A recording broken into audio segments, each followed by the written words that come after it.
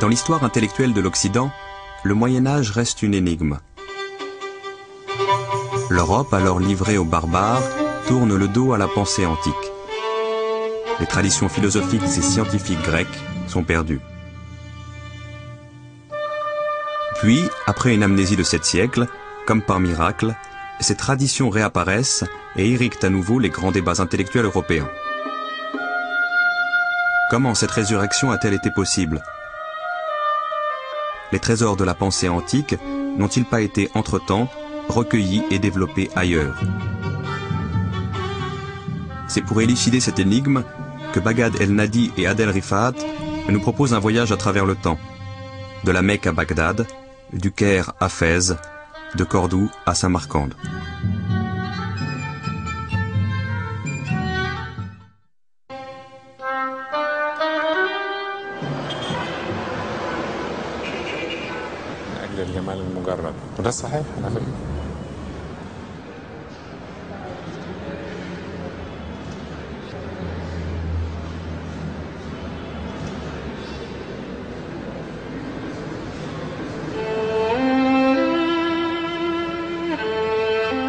Des centres médicaux existaient dans les grandes villes de l'Empire romain.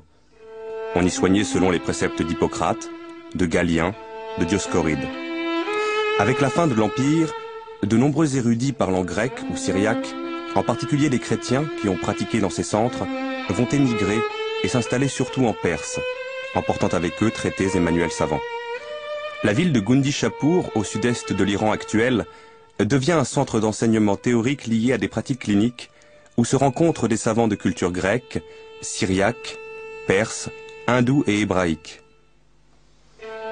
Avec les premiers califes abbassides, l'islam hérite de tous ses savoirs. Al-Mansour, qui souffre de douleurs gastriques, appelle auprès de lui Ibn Jibraï, un chrétien qui pratiquait à Gundishapur.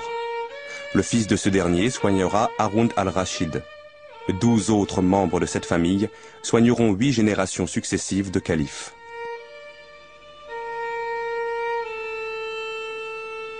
Au début du IXe siècle, Al-Ma'amoum place à la tête de Beth al-Hikma, la maison de la sagesse, un chrétien nestorien, Yohanna ibn Massawai, qui écrit un nombre considérable de livres médicaux.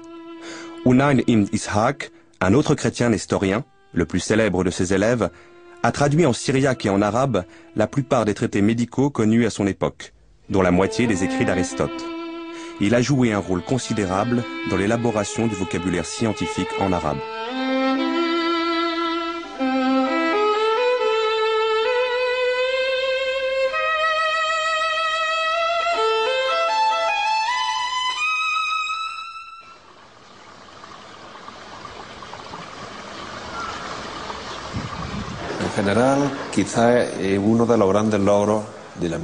Peut-être que l'une des grandes réussites de la médecine arabe, c'est d'avoir su intégrer la médecine grecque et permettre sa diffusion jusqu'à la Renaissance.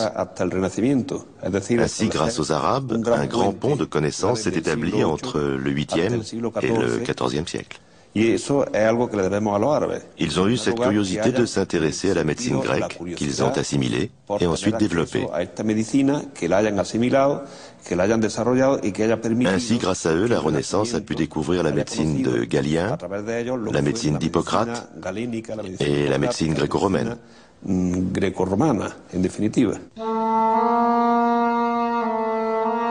Si la médecine est l'une des branches du savoir qui sera la plus vigoureusement développée dès le IXe siècle, c'est parce qu'elle répond à une préoccupation majeure de la cité islamique.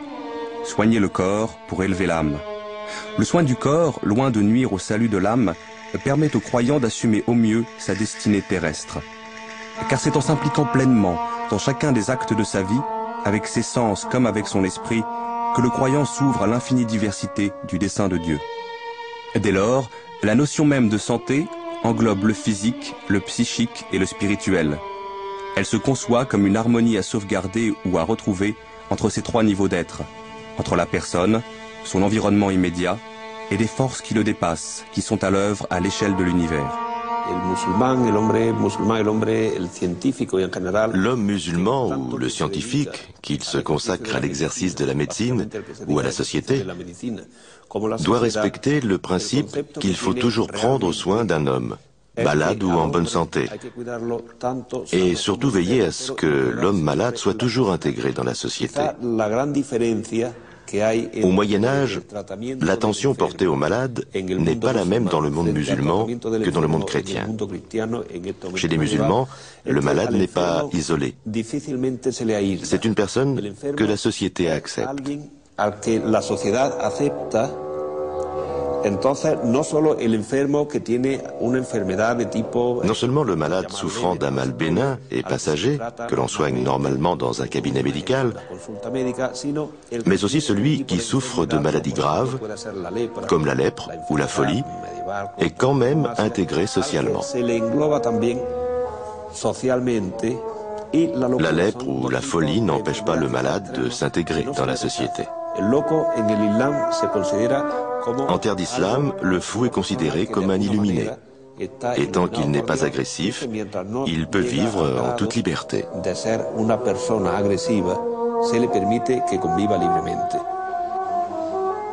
Une maladie, si vous voulez, pour un médecin arabe, c'est bien sûr un dysfonctionnement, mais ce dysfonctionnement doit être replacé toujours dans un individu en particulier et dans le monde dans lequel vit cet individu. C'est-à-dire que une même maladie frappant un homme ou une femme d'âge différent, dans des régions différentes, ne sera pas traitée de la même manière. Et le médecin doit prendre en compte tous les paramètres qui font qu'un individu est ce qu'il est et qu'il souffre de tel mal. Les Arabes sont naturellement conduits à s'interroger sur les relations existantes entre le corps et l'âme. Quand la passion amoureuse devient maladie, ça veut dire que c'est une passion amoureuse contrariée. C'est le seul cas qui rend vraiment désespéré et malade. Donc il y a à la fois des symptômes physiques, un amaigrissement, le teint qui devient cireux, jaune, et puis des troubles mentaux, enfin, un désespoir, parfois même un délire, etc. C'est le lien entre l'âme et le corps et qui passe par le cœur. Les passions, les émotions sont véhiculées par ce qu'on appelle le pneuma vital qui siège dans le cœur. Et ensuite, ce pneuma vital, donc chargé un peu, dont les qualités ont été modifiées par l'intensité des émotions, va dans le cerveau, où sont logées d'importantes facultés sensitives.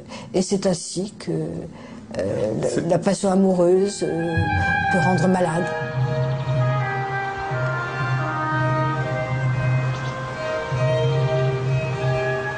Ils allaient pouvoir lier un immense savoir théorique à l'observation sur grande échelle de cas cliniques, et ce, avec le développement des hôpitaux. L'hôpital est une des grandes réalisations de la société islamique. Centre de traitement médical et maison de convalescence, c'est aussi un asile d'aliénés, ce qui est sans précédent, ainsi qu'une maison de retraite pour vieillards et infirmes privés de famille.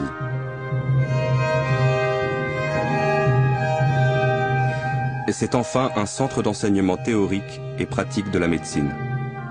Le plus ancien des hôpitaux connus a été créé par Haroun al-Rachid vers 800 et sera suivi de 5 autres au début du Xe siècle. On distingue déjà maladies féminines, maladies mentales, troubles gastro-intestinaux, oculaires, fièvre, soins chirurgicaux, rhumatologie. Bimaristan.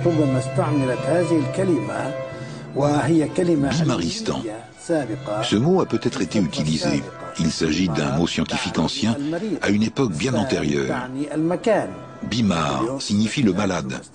Stan signifie le lieu. Ainsi l'on dit aujourd'hui Ouzbékistan, Turkménistan, etc. Première partie de l'édifice, l'entrée. Selon les textes anciens, le malade entrait et était examiné par des médecins. S'il s'agissait d'une maladie simple, un médicament lui était administré, puis il rentrait chez lui. S'il revenait une deuxième fois, il était admis ici.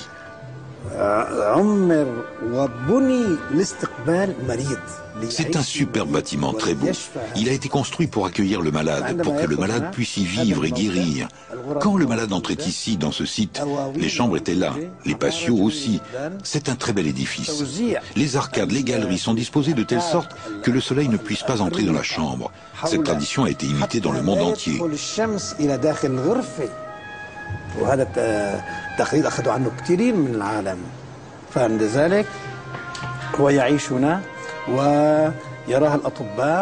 Le malade vivait donc ici, voyait les médecins, profitait du soleil, de l'air, mais il n'était pas en prison comme en Europe, où l'on mettait 5 malades dans le même lit et les lits dans une grande salle.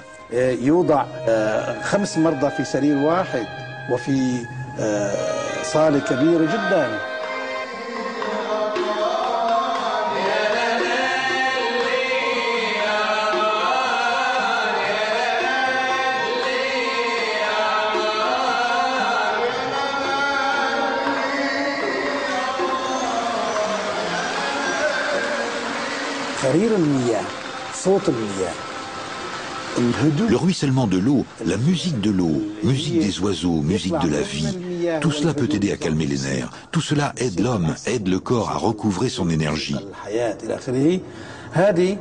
ممكن أن تساعد كلها على هدوء الأعصاب، تساعد على الإنسان، تساعد على الجسم ليعيد نشاطه وإلى آخره.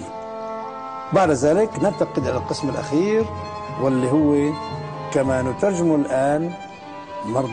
Nous passons à la dernière partie qui constitue l'équivalent de nos maisons de repos actuelles. Car dans les bimaristans arabes, le malade était soigné gratuitement, recevait des médicaments et avant de rentrer chez lui, on le gardait dans cet endroit pour mener une vie normale. On lui donnait de l'argent et des vêtements propres.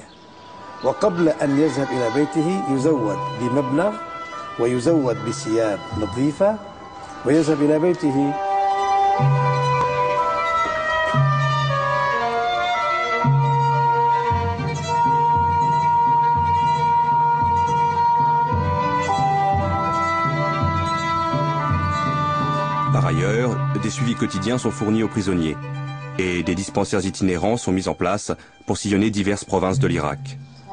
D'autres hôpitaux sont créés hors d'Irak, notamment au Caire, à Damas, à Kérouan et à la Mecque. Pour subvenir aux dépenses quotidiennes des bimaristans, les califes leur attribuent en général des biens, terres agricoles, boutiques, hammams, dont le revenu permet le fonctionnement régulier de l'établissement. La conception du bimaristan répond au devoir de charité prescrit par le Coran comme l'un des piliers de l'islam.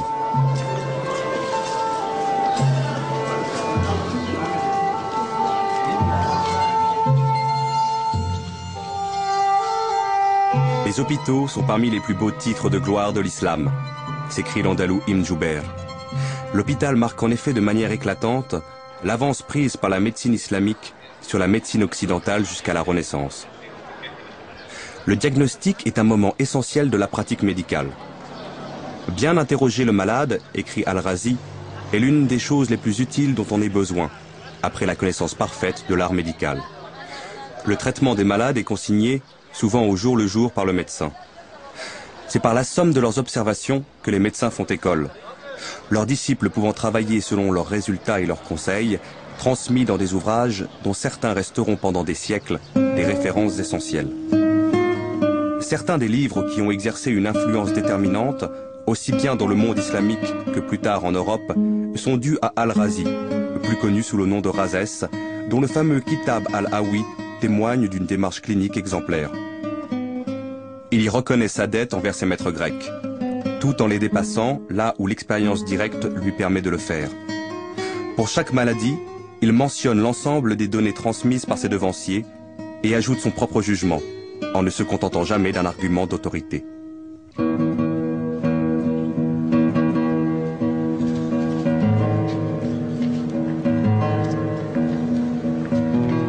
Les médecins viennent de toutes les régions de l'Empire. Ils voyagent, vont de la Mecque à Bagdad et de Cordoue à Samarcande, échangeant leurs expériences, enrichissant constamment leurs connaissances. Parmi les plus grands, outre Al-Razi, originaire d'Iran, Avicenne est né dans les steppes d'Asie centrale. Un musée lui est consacré, non loin de Boukhara, en Ouzbékistan. Il est universellement connu pour son canon de la médecine. Encyclopédie reconnue en Occident comme l'apogée et le chef-d'œuvre de la systématisation de la science arabe, et qui traduit au XIIe siècle en latin, dominera l'enseignement de la médecine en Europe jusqu'à la fin du XVIIe siècle. C'est une somme médicale, cohérente et organisée, rassemblant une littérature hellénistique, byzantine et syriaque, jusque-là fragmentaire, avec une mise à jour des connaissances à partir de ses observations personnelles. Je dis que la médecine est la science qui étudie le corps humain, en tant qu'il est sain ou malade, dans le but de préserver la santé quand elle existe déjà et de la rétablir quand elle a été perdue.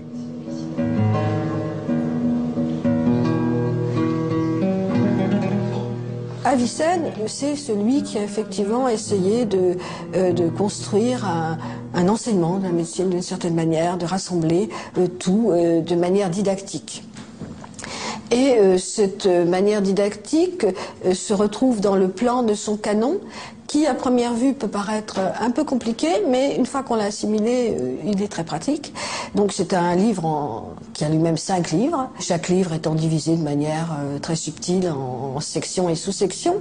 Le premier livre, ce sont les principes généraux, à la fois de l'anatomie, de la physiologie, et puis de la pratique, d'une certaine manière. Quels sont les grands principes qui doivent guider le praticien, les principes de régime, les principes d'attention à la vie du patient. Le deuxième livre, ce sont les médicaments dits simples, donc les végétaux, les minéraux simples, qui ont un effet sur le corps humain, soit pour le préserver en santé, soit pour le guérir quand il est malade.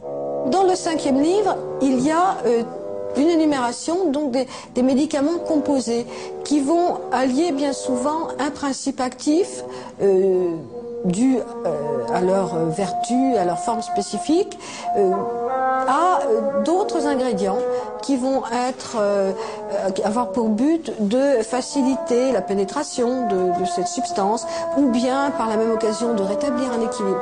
Donc les médicaments composés forment une partie très importante de la thérapeutique médiévale arabe.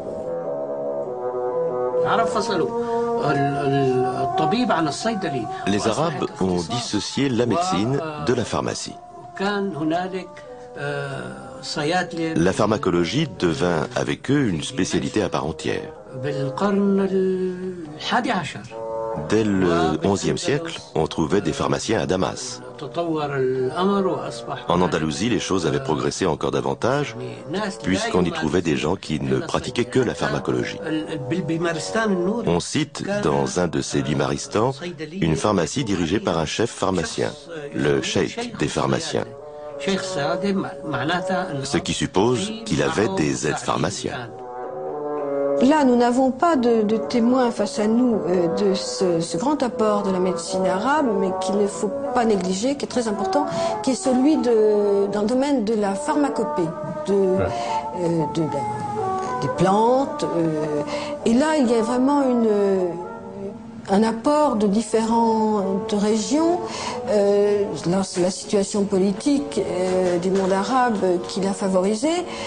Il y a non seulement l'héritage grec, grâce notamment à la matière médicale de Dioscoride, qui était transmise en arabe très tôt, mais aussi des apports venant de l'Inde, d'Iran. Enfin, et donc il y a vraiment un accroissement considérable des connaissances en matière de botanique et de pharmacopée.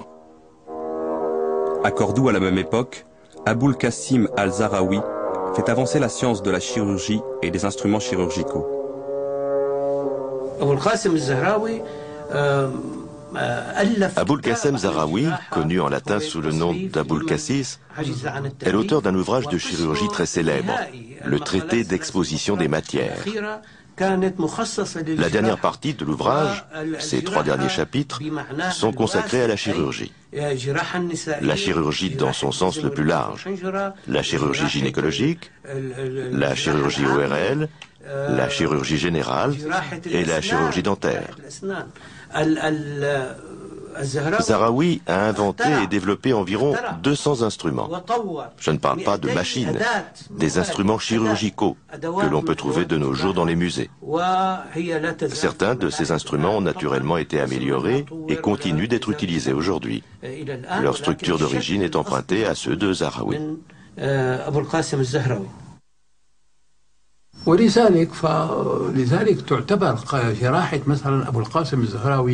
L'art d'Aboul Qassem Zahraoui était à la pointe de la chirurgie de l'époque. Les Européens lui ont emprunté plus d'une méthode.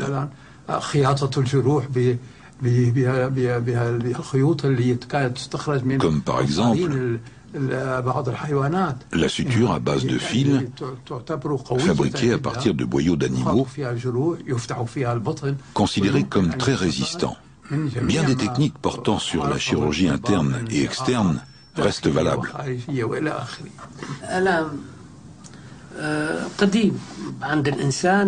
La douleur est aussi vieille que l'homme. Ce dernier a toujours essayé d'expérimenter les herbes. Par expérience, il a pu découvrir un certain nombre de plantes analgésiques. Mais le fait est que ce sont les Arabes qui ont découvert l'éponge soporifique, à savoir l'anesthésie pendant les opérations chirurgicales.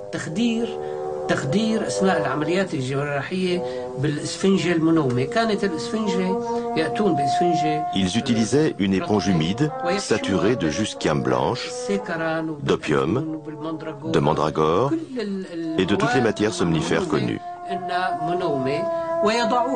Ils la mettaient sur le nez du patient.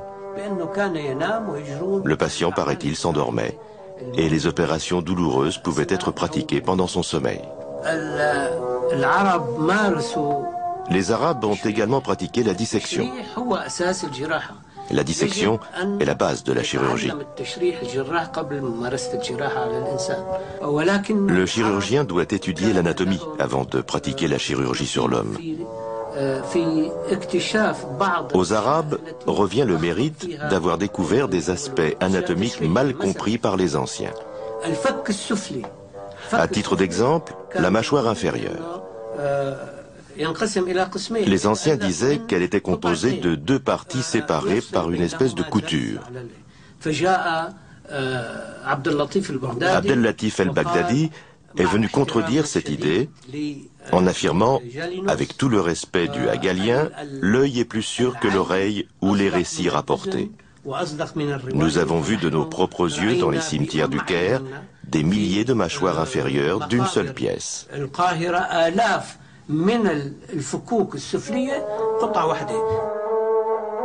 Ibn Nafis a quant à lui découvert la petite circulation sanguine. Il a contredit les propos d'Avicenne et de Galien, selon lesquels, entre les deux ventricules, se trouve une ouverture.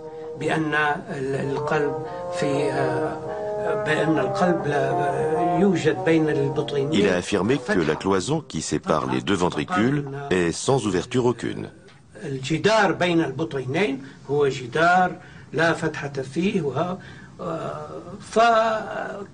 Bien d'autres erreurs ont été rectifiées par ces médecins. Nous voudrions revenir à la dissection. Était-elle soumise à des contraintes particulières? Et si oui, comment les Arabes les ont-ils dépassées? Bien entendu, il y avait des contraintes. Il y avait des puritains qui refusaient la dissection. Mais les médecins étaient une classe privilégiée, proche du savoir et du sultan. Alors ils passaient outre et disséquaient quand même. Comment Ibn Nafis aurait-il pu savoir que la cloison entre les deux ventricules est sans ouverture s'il n'avait pas pratiqué la dissection et constaté la chose de visu? La médecine est peut-être la discipline où l'Europe accuse le plus grand retard par rapport aux Arabes. La chirurgie mit longtemps, mais commença à s'imposer en Europe malgré les résistances d'origine religieuse au XIIIe siècle. Les croisades, où de nombreux blessés furent soignés par des Arabes au moyen d'interventions chirurgicales, y furent peut-être pour quelque chose.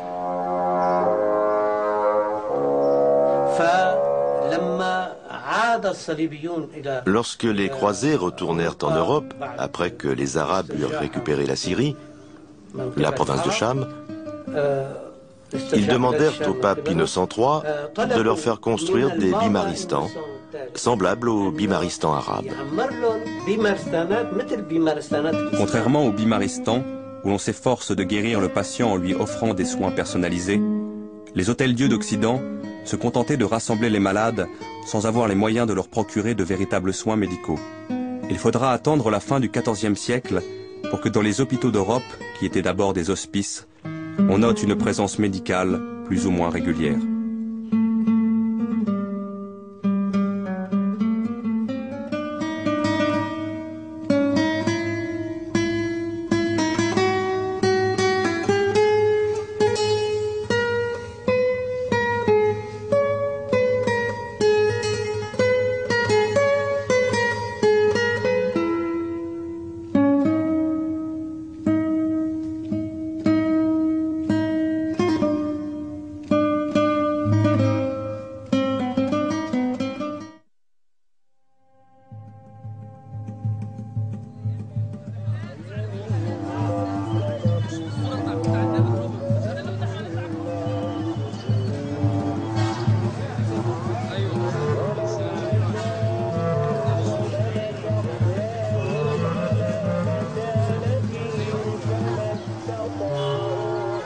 En passant du paganisme au monothéisme, puis de l'univers tribal à l'administration d'un immense empire, les Arabes ont vécu en l'espace de quelques brèves décennies un formidable bouleversement dans leurs repères.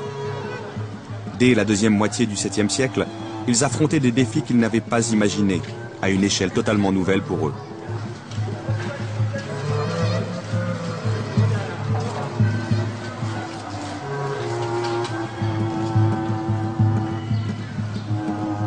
L'islam leur imposait des obligations raisonnées, fondées sur des principes de responsabilité personnelle et de solidarité volontaire. Il les plaçait devant des dilemmes jusque-là inconnus, à trancher avec leur conscience sous le regard d'un Dieu unique et omniprésent.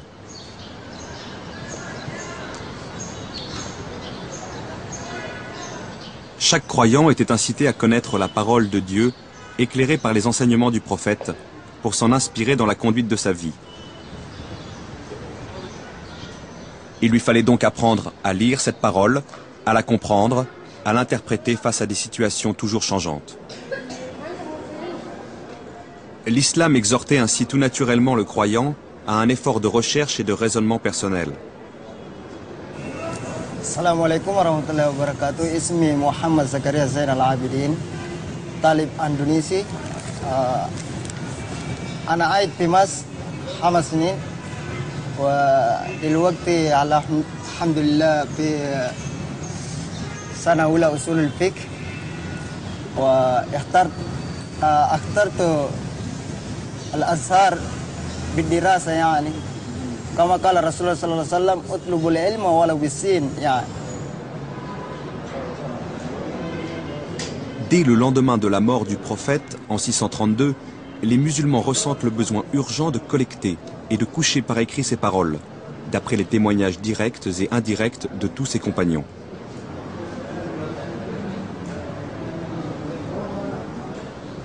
Il a fallu aussi, à mesure que l'Empire s'élargissait pour englober d'autres religions, christianisme, manichéisme, judaïsme, que l'islam élabore son propre discours théologique et qu'il édifie ses propres principes de droit.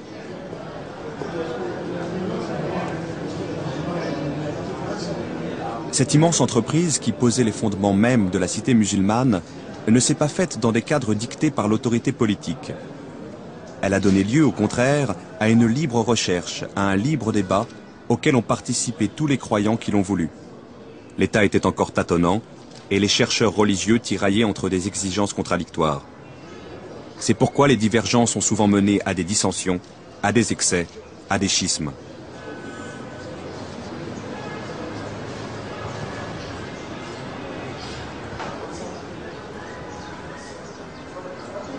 Mais peu à peu allait se détacher un réseau de chercheurs reconnus pour leur sérieux, les oulémas ou docteurs.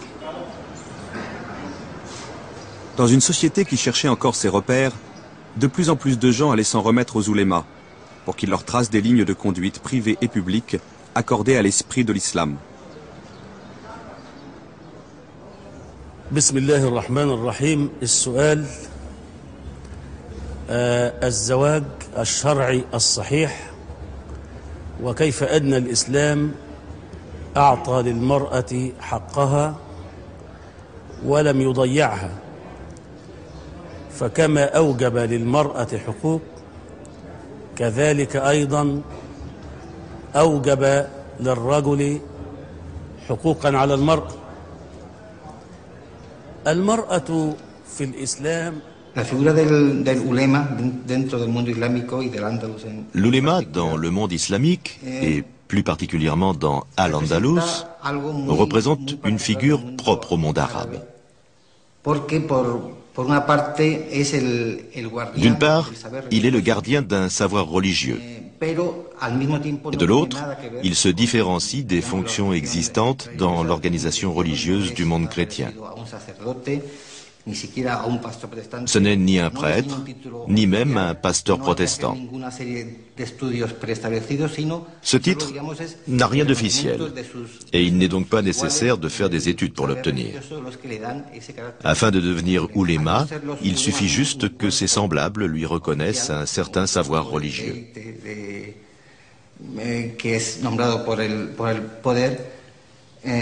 Bien que les oulémas ne fassent pas partie d'un corps officiel ou d'un corps d'élite nommé par le pouvoir, ils sont les médiateurs entre le pouvoir et le peuple. Mais c'est un équilibre parfois fragile.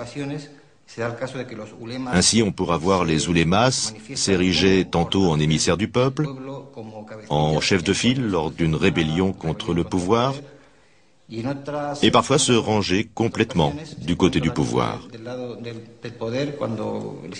Ceci lorsque leurs intérêts sont en jeu ou lorsqu'ils estiment que le pouvoir a raison. Ils ne se fient qu'à leur opinion personnelle pour intervenir en faveur des uns et des autres.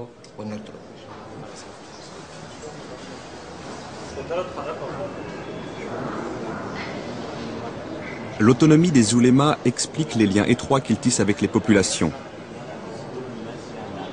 Elle explique également la méfiance, voire l'hostilité ouverte entre certains d'entre eux et les princes qui se voient censurés au nom de la religion.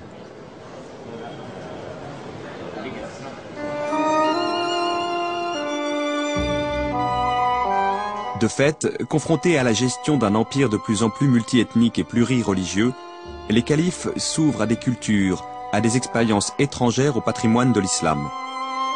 Et pour ce faire, ils s'appuient sur une élite de clercs et de lettrés non religieux qu'ils encouragent à puiser dans les savoirs perses, indiens et grecs.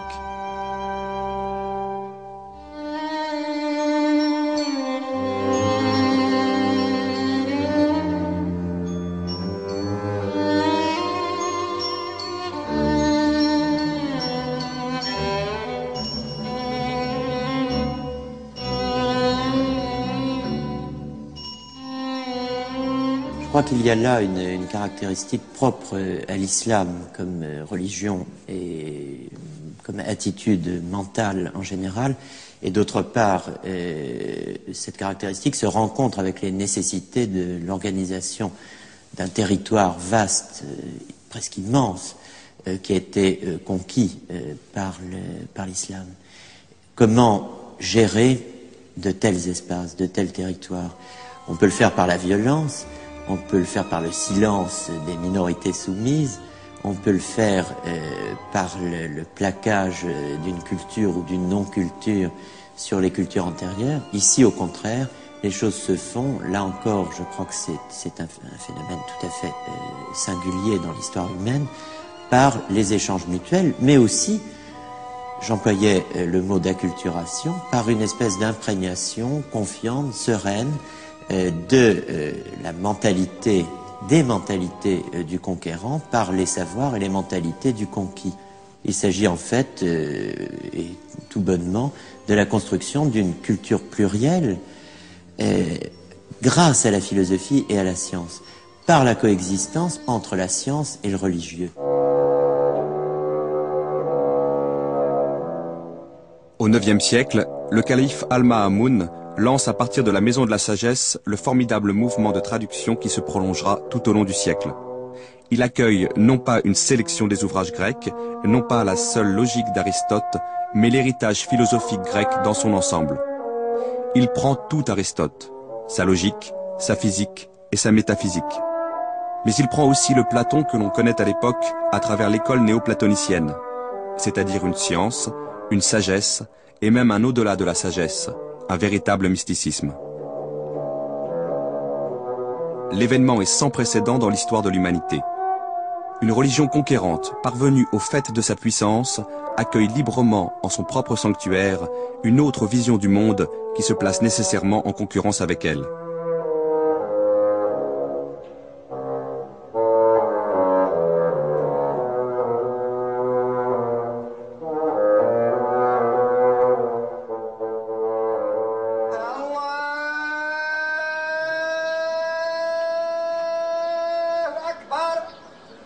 L'apport le plus original de la philosophie en terre d'islam consistera dès lors à penser pour la première fois le rapport entre la parole de Dieu et l'expérience humaine, entre le savoir et la sagesse. La plupart des philosophes s'appliqueront notamment à situer l'enseignement coranique par rapport à la pensée des Grecs. Cette réflexion se développera avec les apports majeurs d'Al-Kindi, d'Al-Farabi, d'Avicenne et d'Averroès.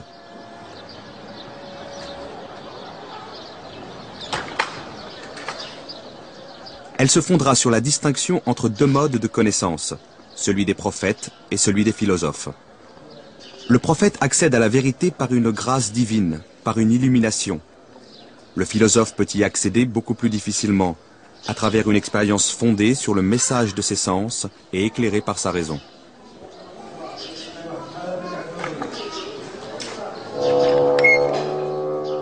Pour les oulémas, cette proposition est sacrilège.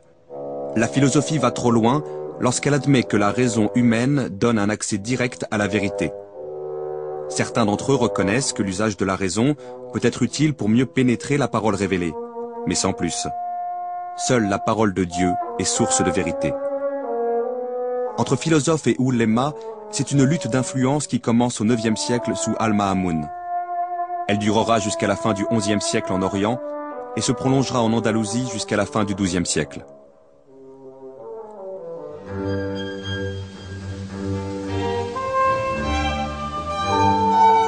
Pendant ces 4 siècles, la philosophie fait des pas de géant.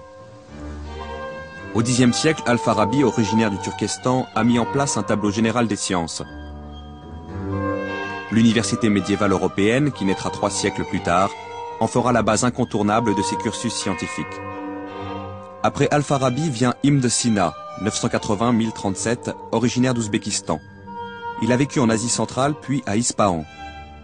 Immortalisé en Europe, où il sera enseigné jusqu'au XVIIe siècle sous le nom d'Avicenne, c'est l'un des plus grands esprits de tous les temps.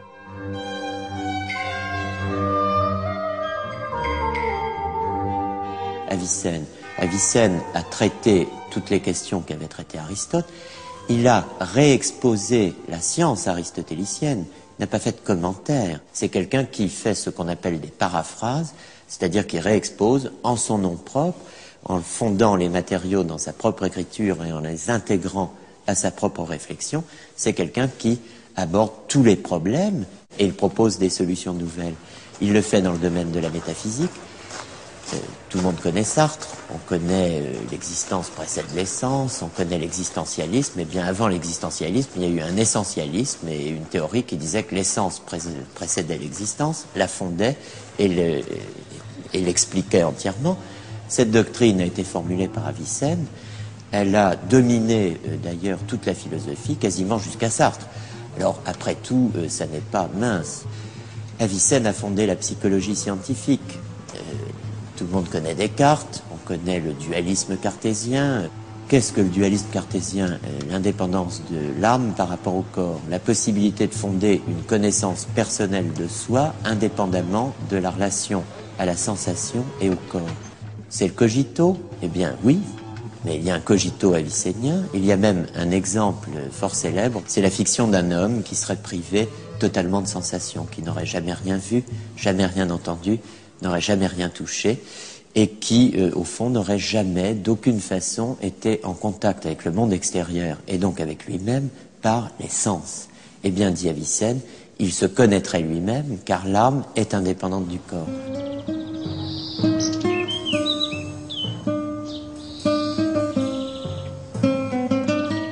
Au XIIe siècle, les grandes figures de la philosophie ne se trouvent plus en Orient, mais en Andalousie. 3 noms se détachent tout particulièrement. Ibn Bajjah, Ibn Tufail et Ibn Rushd, c'est-à-dire Averroès.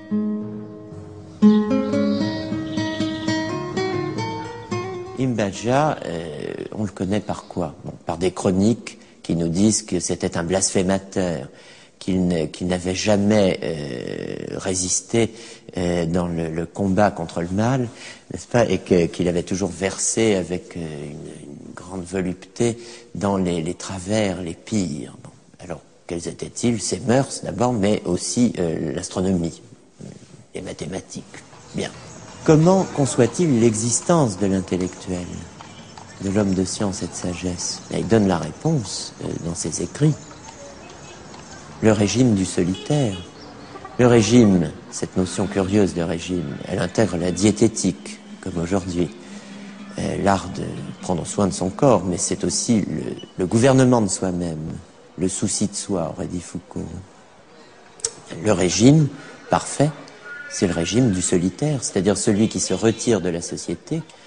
Voilà le destin du philosophe. Les livres, la solitude. Ibn Tufail a vécu à Grenade, à Tanger et à Marrakech au XIIe siècle. Toute son œuvre a été perdue à l'exception d'un ouvrage, Ay Ibn Yaksan, traduit plus tard en Europe sous le titre Le philosophe autodidacte. Cet ouvrage met en scène un homme seul sur une île déserte. Cet homme va progressivement découvrir par lui-même toutes les grandes vérités et finalement voir la lumière de Dieu. Un prophète venu d'une île voisine lui confirmera que les vérités révélées par la religion sont celles-là mêmes qu'il a pu atteindre de lui-même. Cet ouvrage, cité par Leibniz, précède de plus de 5 siècles Robinson Crusoe.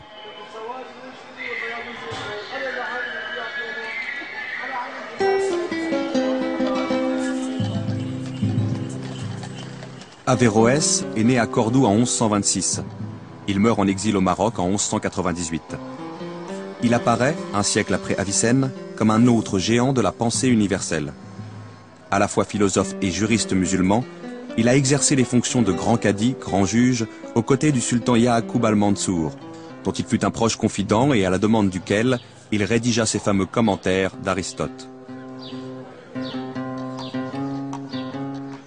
Averroès, bien sûr, il est connu comme le commentateur d'Aristote. Il a rendu Aristote intelligible, ce qui n'était pas une mince affaire, mais c'est aussi quelqu'un qui a posé des questions très précises, comme celle du rapport entre religion et philosophie, religion et sagesse dans un espace entièrement dominé par la charia. La solution d'Avicenne, c'est de rendre la philosophie aussi religieuse que possible, de disputer à la religion son territoire et finalement de l'absorber. Averroès refuse cela, parce qu'Averroès vit dans un autre monde, il vit dans le monde almohade, à l'Andalous au XIIe siècle, il vit dans le cadre d'une réforme politique, religieuse, juridique, non seulement impulsée, comme on dit aujourd'hui, mais même vigoureusement imposée à la société musulmane, aux théologiens et aux juristes par le pouvoir almohade. Et Averroès est un intellectuel, c'est-à-dire quelqu'un qui intervient dans la sphère du politique et du religieux. Alors il pose la question de savoir si, enfin, le pouvoir religieux, les théologiens, cette classe inutile à ses yeux, qui n'a fait que multiplier les sectes et les hérésies au sein de l'islam, qui a déchiré, dit-il, les Écritures et qui a fait entrer dans le monde ce que l'islam eût ignoré sans cela, le fanatisme et l'intolérance. Bon, Averroès affronte cette question de la révélation.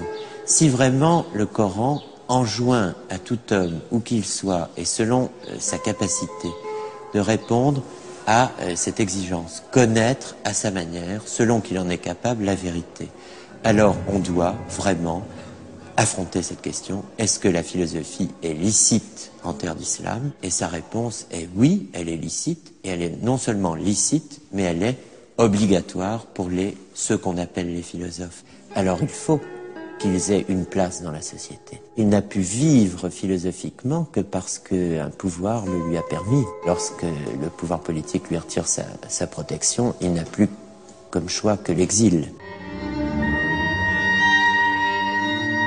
Le savant Maïmonide entreprend en même temps qu'Averroès un travail parallèle au sien. Il s'attache à penser à l'intérieur de la tradition juive la philosophie et les sciences grecques développées par les Arabes. Le Guide des égarés, son livre fondamental qui traite de la question, a naturellement été écrit en arabe.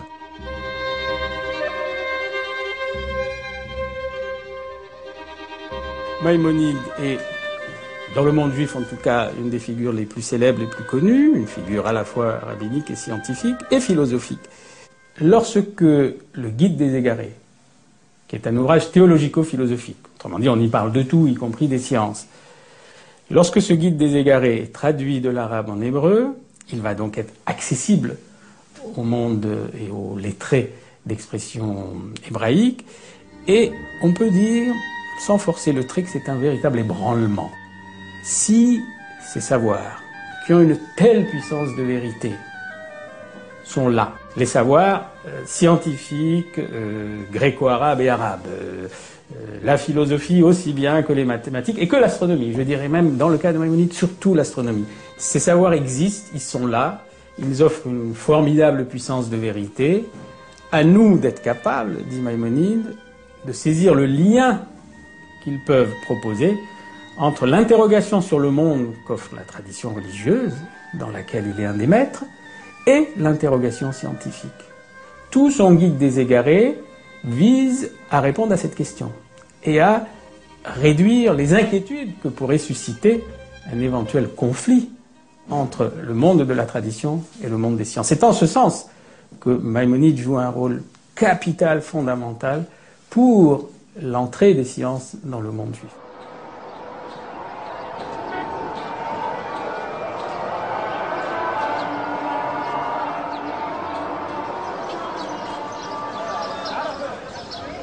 D'Al-Kindi à Averroès, au cours des 4 siècles de production philosophique en terre d'islam, s'est ainsi peu à peu affirmée une figure inédite, celle de l'intellectuel. Qu'est-ce qu'un intellectuel? C'est quelqu'un qui a à affronter la question suivante: est-ce que science et sagesse sont incompatibles? À l'époque d'Ibn Bajjah, à celle d'Ibn Tufayl, à celle d'Ibn Rushd, on peut parler d'intellectuels parce qu'on a affaire à des hommes de science qui maîtrisent véritablement la totalité du savoir scientifique disponible de leur temps. On a affaire à des hommes qui pratiquent ce savoir, qui ne sont pas seulement des érudits, et on a affaire à des gens qui, du même coup, attendent une transformation profonde de leur être individuel, de leur être moral, de leur être spirituel, par cette accumulation des connaissances, par ce travail scientifique. Alors, ils ont en commun cette volonté de non seulement concilier science aristotélicienne la plus dure et sagesse, mais de montrer que l'une conduit à l'autre. La science conduit à la sagesse.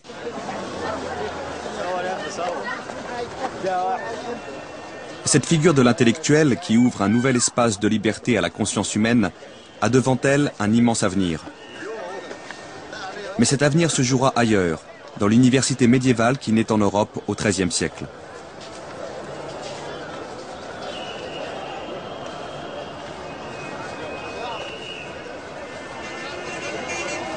Au même moment, en terre d'islam, la confrontation historique entre les philosophes et les oulémas prend fin.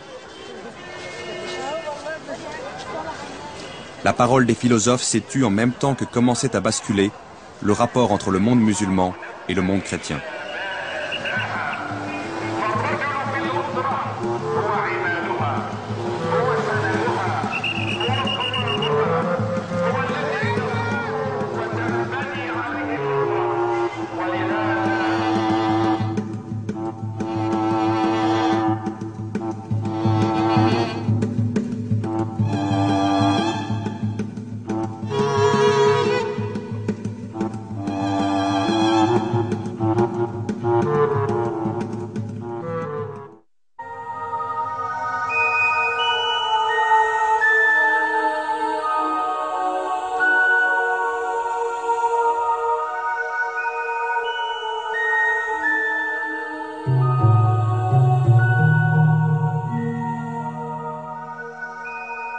À partir du XIIe siècle, un tournant s'opère dans le rapport de force entre l'islam et la chrétienté.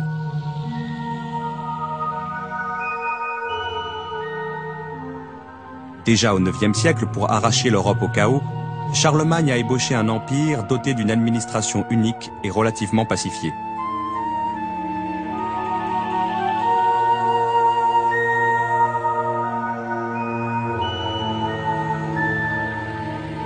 Cet empire s'est brisé dès la fin du IXe siècle, sous le choc des invasions successives des Vikings et des Hongrois. Mais les Européens n'y ont pas tout perdu. Ils y ont fait l'expérience de nouvelles formes d'organisation.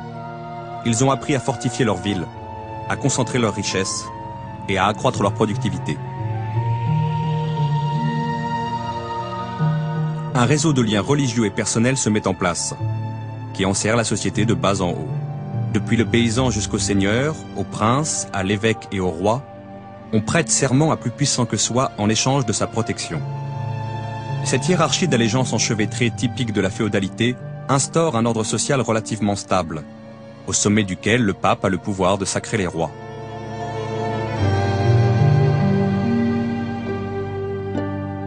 Pour éviter le retour des conflits incessants du passé, les seigneurs et les évêques promulguent la paix de Dieu, destinée à mettre fin à la guerre entre chrétiens.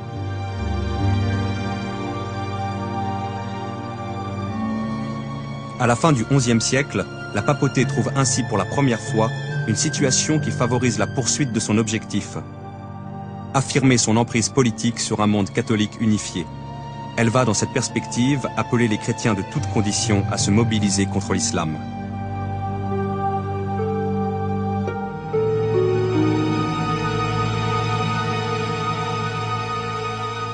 L'islam n'a jamais cessé de représenter pour les papes un défi historique. Mais jusqu'alors, ces derniers n'ont pu songer à se mesurer aux califes qui disposaient sur eux d'une supériorité matérielle et technique écrasante. C'est cette donne qui a commencé à changer. Le monde musulman se morcelle. Dès le Xe siècle, face au califat abbasside de Bagdad, se dressait non seulement le califat omeyyade à Cordoue, mais aussi un troisième califat instauré au Caire par la dynastie des Fatimides. Ce nouveau centre de pouvoir provoquait au sein de l'islam un ébranlement majeur, parce qu'il se réclamait d'une doctrine schismatique, le chiisme, qui militait activement contre la doctrine sunnite en vigueur à Bagdad comme à Cordoue.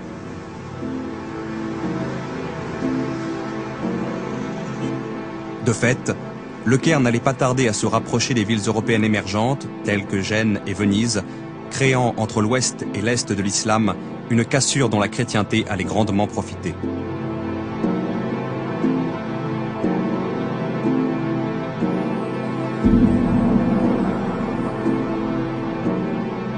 En Andalousie, le califat de Cordoue s'effondre au début du XIe siècle, et le pouvoir passe aux mains de petits rois qui entrent en guerre les uns contre les autres. Ils appelleront successivement à leur secours deux dynasties berbères venues du Maroc, les Almoravides au XIe siècle, puis leurs adversaires almohades au XIIe siècle. Mais les princes espagnols tirent parti des flottements dans le camp musulman. En 1085, le Castillan Alphonse VI parvient à s'emparer de Tolède. Presque en même temps, Roger Ier achève de conquérir la Sicile. À l'est, le califat de Bagdad est déchiré par des rivalités ethniques et dogmatiques qui favorisent l'émergence de principautés plus ou moins autonomes. Les califes font de plus en plus appel à des armées de mercenaires turcs. Et le véritable pouvoir finit par échoir en 1055 à l'une d'elles, celle des Turcs seldjoukides. Or, ces derniers rendent l'accès au lieu saint de Jérusalem de plus en plus difficile aux chrétiens.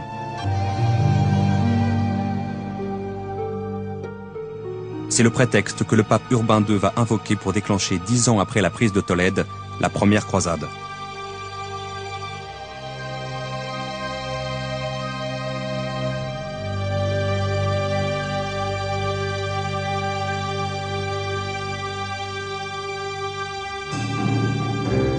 De 1096 à 1099, après une première vague de pèlerins mal équipés qui se font massacrer, 4 armées parties de France et d'Italie livrent de violents combats contre les Turcs seldjoukides, avant de s'emparer d'Édesse, d'Antioche et enfin de Jérusalem.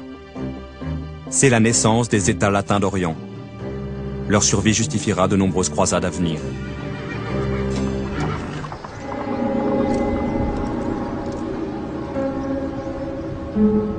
On assiste alors à un extraordinaire paradoxe historique.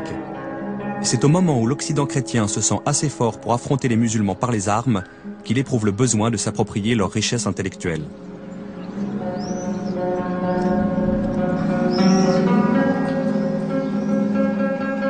Tolède jouera à cet égard un rôle décisif.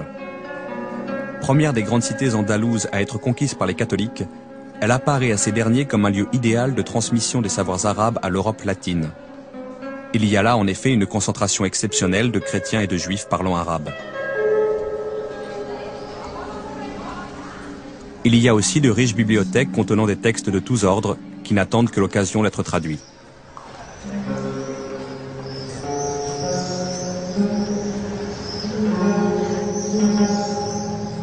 Jusque-là, l'islam andalou aura surtout fasciné l'Europe à distance, par sa richesse, par ses artisanats de luxe, par certaines inventions techniques sophistiquées.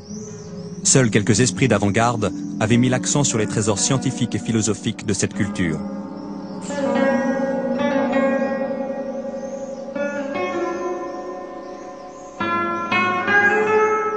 Au Xe siècle, Gerbert d'Aurillac, le futur pape Sylvestre II, a traduit de l'arabe certains textes mathématiques.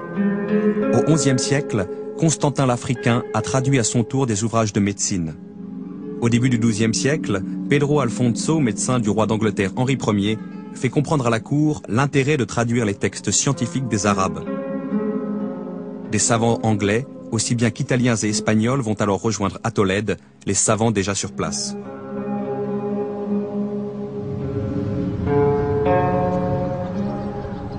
Les nouvelles autorités catholiques de la ville favorisent cet effort de traduction.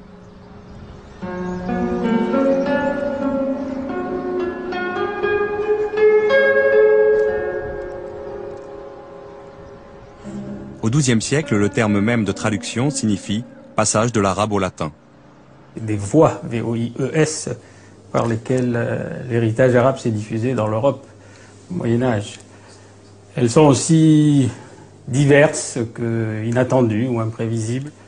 On peut parler à ce moment-là de Pierre le Vénérable, l'abbé de Cluny, qui va jouer un rôle tout à fait important parce qu'aux alentours de 1140, il rencontre deux auteurs chrétiens, Hermann de Carinthie, donc d'origine allemande, Robert de Chester, d'origine latine, à qui il commande la traduction du Coran, qui sera achevée en 1143.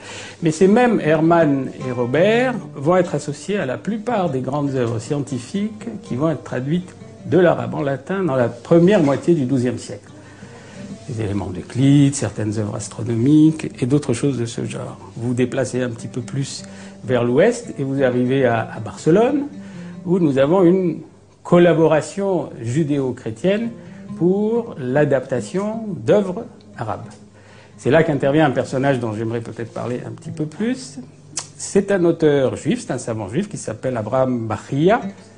C'est dans le comté de Barcelone, nous sommes à la fin du XIe, au début du XIIe, qu'il va rédiger la plus grande partie de son œuvre, enfin celle que l'on connaît, et je ne parle que des œuvres scientifiques, qui consiste en une série d'ouvrages destinés à aider les Juifs du nord des Pyrénées qui ne savent plus l'arabe à accéder aux rudiments de la science arabe. C'est extrêmement intéressant de voir que dans la plupart de ces préfaces d'ouvrages scientifiques, il répète « Je me suis servi des ouvrages arabes, j'ai adapté les ouvrages arabes, j'ai traduit les ouvrages arabes. » Un jour, il écrit un calendrier juif, et il dit « Si j'avais pu trouver dans les livres dont je disposais en Espagne un ouvrage arabe sur cette question, le calendrier juif, je m'en serais servi et je n'aurais rien ajouté de mon propre fait. » Bon, bien entendu, c'est quelqu'un qui connaît extrêmement bien ce dont il parle, mais je souligne cet aspect pour montrer à ses débuts, nous sommes au tout début du XIIe siècle, l'extrême déférence que manifeste cet Abraham Bahia à l'égard de la science qu'il a reçue et qu'il a nourrie.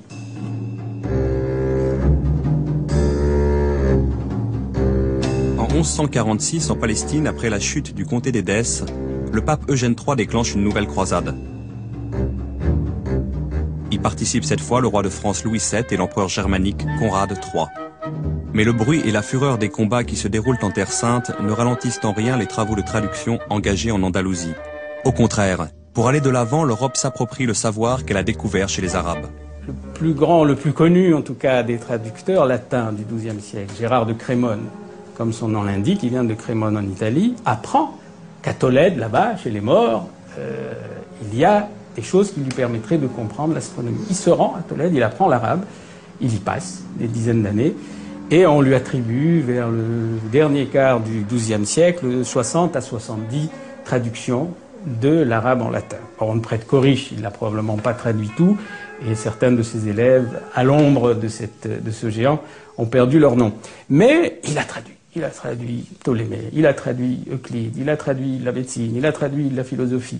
Il n'est pas le seul, mais je donne cet exemple. Et c'est le moment peut-être le plus important au XIIe siècle de la pénétration des sciences arabes dans le monde latin à travers ses ouvrages.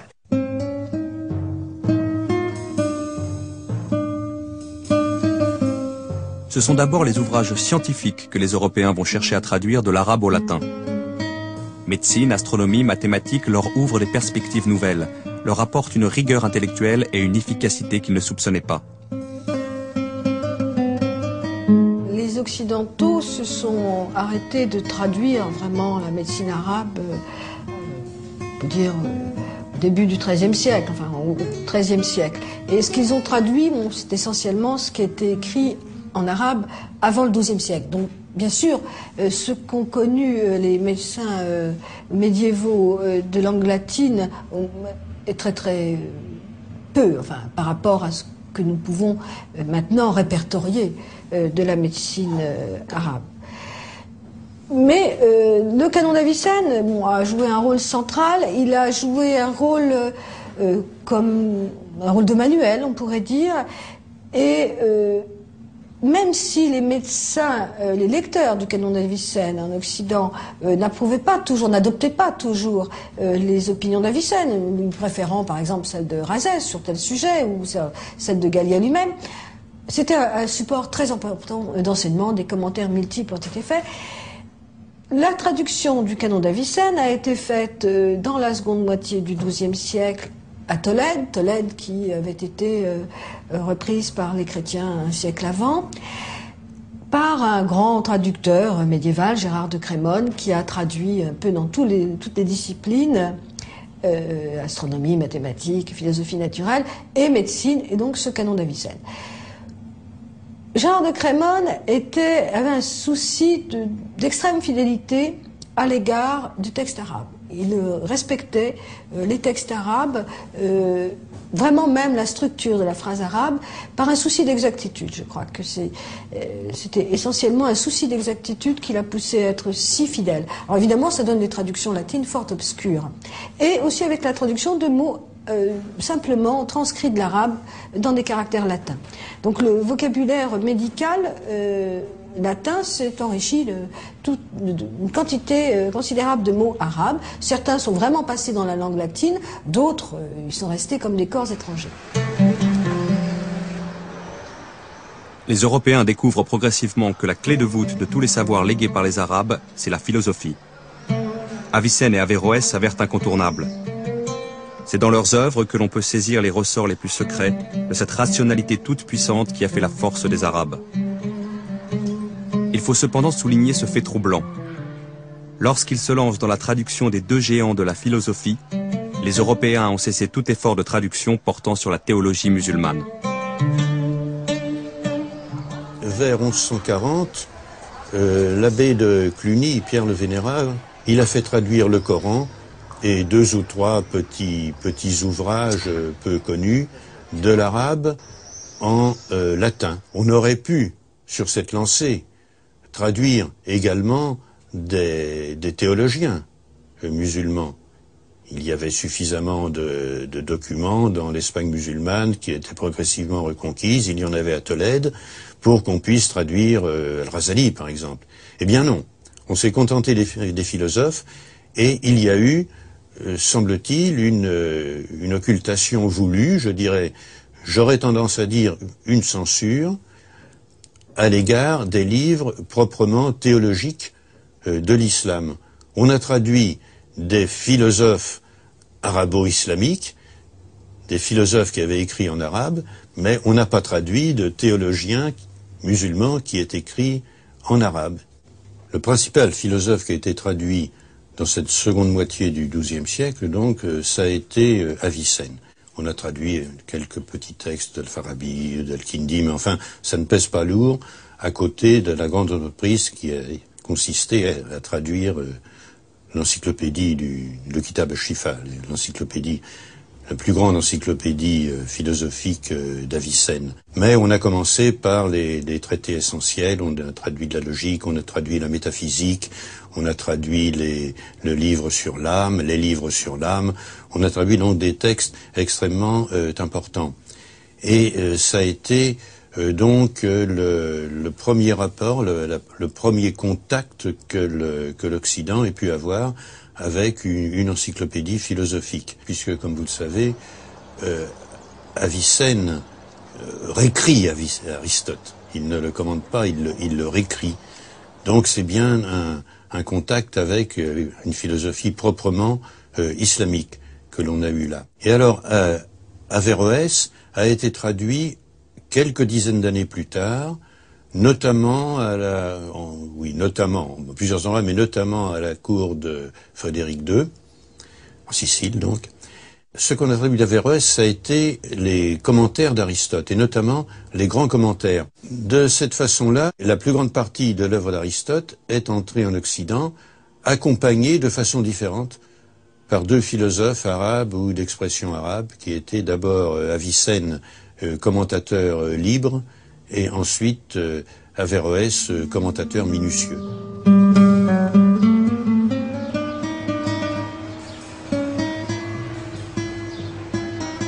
À la même époque, en Sicile, Roger II, qui parle lui-même l'arabe, encourage non seulement des traductions, mais des travaux effectués par les Arabes en langue arabe. La plus célèbre de ces entreprises est celle commandée au savant Al-Idrissi, ni plus ni moins qu'une nouvelle carte du monde connu.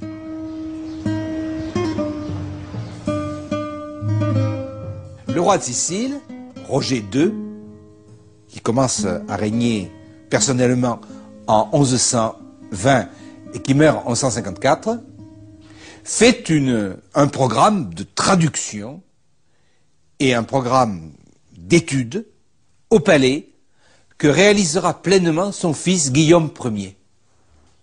Donc on a véritablement une école du palais avec des traducteurs, mais alors à la différence de l'Espagne, ce qui est l'exceptionnel, c'est que les grandes œuvres ne sont pas les traductions, ce sont les œuvres originelles, et elles se font dans les langues d'origine des savants. C'est les savants qu'on a accueillis en Sicile, l'arabe pour la géographie d'Idrisi, et le grec pour deux ou trois auteurs. La grande œuvre, c'est la première géographie de l'Europe, faite par Idrisi. Et là, faite directement en arabe. Nous ne sommes pas seulement dans un programme de traduction, hein, même si le roi de Sicile a la plus grande passion au XIIe siècle pour traduire, transmettre le savoir dans le monde entier. Hein. Il a un devoir de culture. Alors, avec Idrisi, c'est la dernière grande œuvre écrite en arabe en Sicile, avec quelques livres de poésie. Mais ensuite commencent dans les traductions.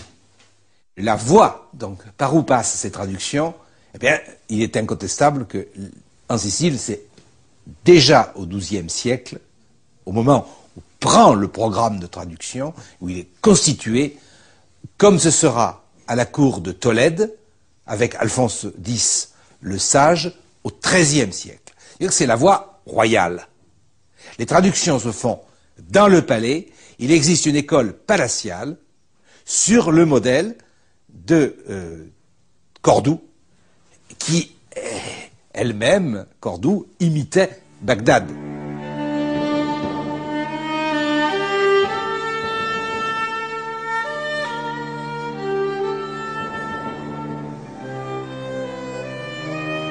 À la fin du XIIe siècle, d'importants événements se produisent en Orient.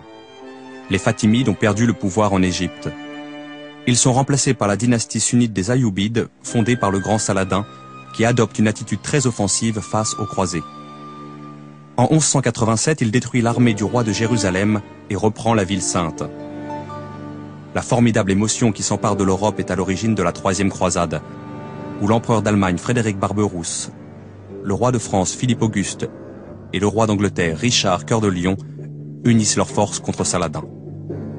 Cette croisade relativement infructueuse sera suivie d'une quatrième en 1198, d'une cinquième en 1212 et d'une sixième en 1223. Les combats meurtriers alterneront avec des compromis qui seront remis en cause à la première occasion.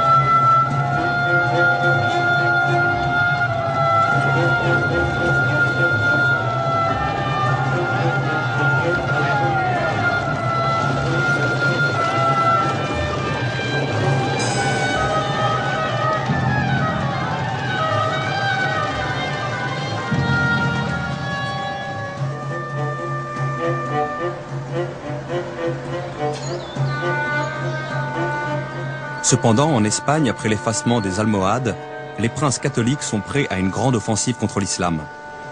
Ils prennent Cordoue en 1236, puis Séville en 1248. Ne survit désormais de l'épopée andalouse que le royaume de Grenade.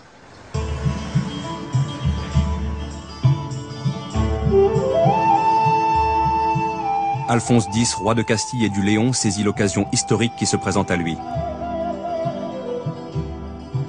Les territoires qu'il vient de conquérir sont encore profondément arabisés. Il décide de faire entreprendre une vaste appropriation du patrimoine légué à l'Espagne par la culture arabe, et ce non plus en latin mais en langue castillane.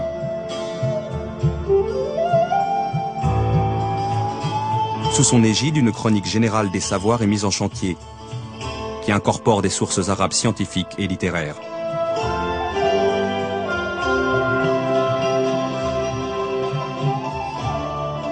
Ce XIIIe siècle est celui où l'Europe, dans sa quête de savoir, se dote de ses premières universités. C'est là que doit être formée une élite de théologiens. Ils vont se servir des œuvres des philosophes et des savants de langue arabe, traduites en latin, pour développer rationnellement la doctrine de l'Église. Mais la philosophie va se révéler une arme des plus dangereuses à manier, soit parce qu'elle se réfère à une vision religieuse, qui est celle de l'islam, soit parce qu'elle permet de penser en dehors de toute religion.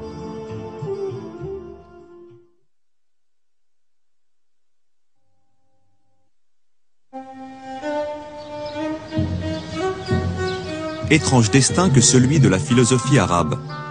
Au moment où elle commence à irriguer une nouvelle pensée au sein des universités européennes, elle cesse d'être pratiquée en terre d'islam. À la fin du XIe siècle, on crée les madrasas, ou collèges religieux, pour y enseigner le Coran, le droit islamique et l'exégèse, mais pas la philosophie.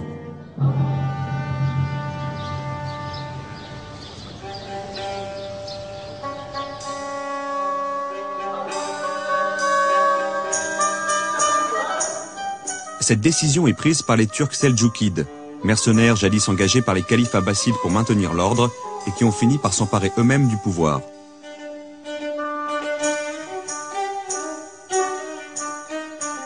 Leur premier souci est de consolider ce pouvoir, notamment en formant un personnel spécialisé versé dans les sciences religieuses pour exercer les fonctions administratives, juridiques et celles liées au culte au sein de l'appareil d'État.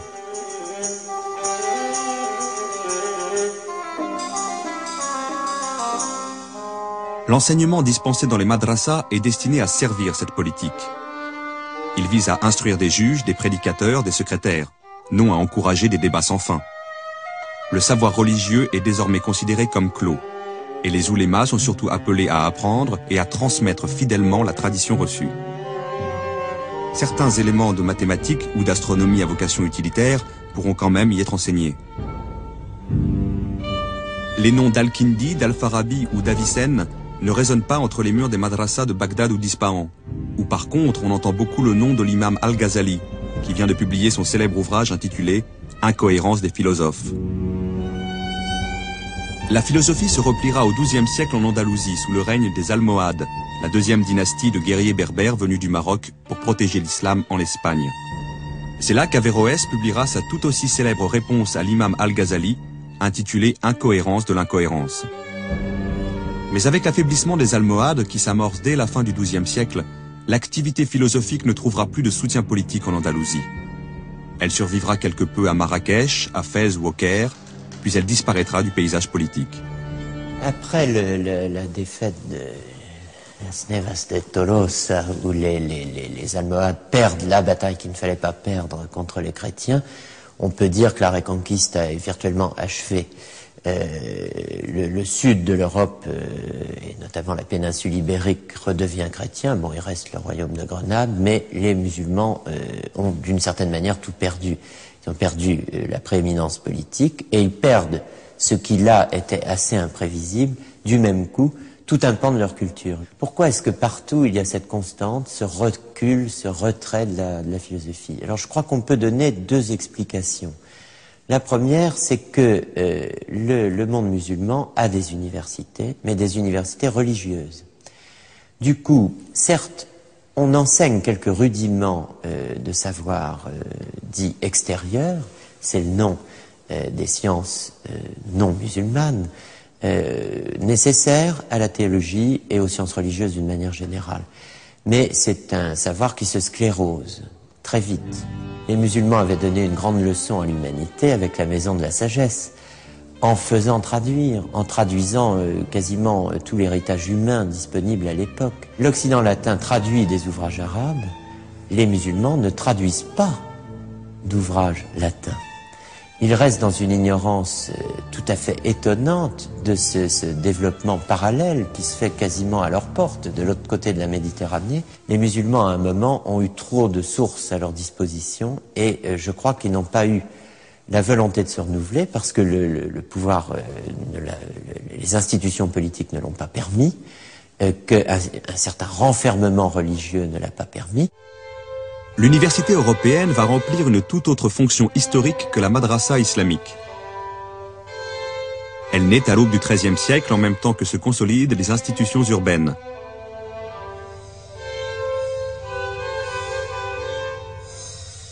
C'est une communauté qui se régit elle-même comme une corporation de métiers, où le recteur, le doyen, le chancelier sont élus et les maîtres choisis par leur pairs.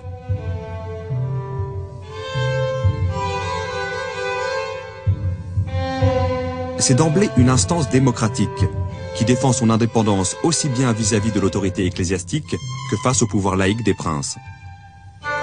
Elle bénéficiera souvent pour cela du soutien des papes, désireux d'assurer leur propre autorité au détriment de celle des évêques et des seigneurs locaux.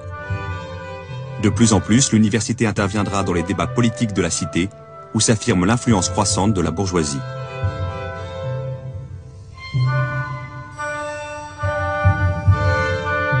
Pour préparer l'étudiant à une formation théologique de haut niveau, l'université commence par lui enseigner les 7 arts libéraux de la tradition gréco-romaine. Grammaire, logique, rhétorique, arithmétique, géométrie, astronomie et musique.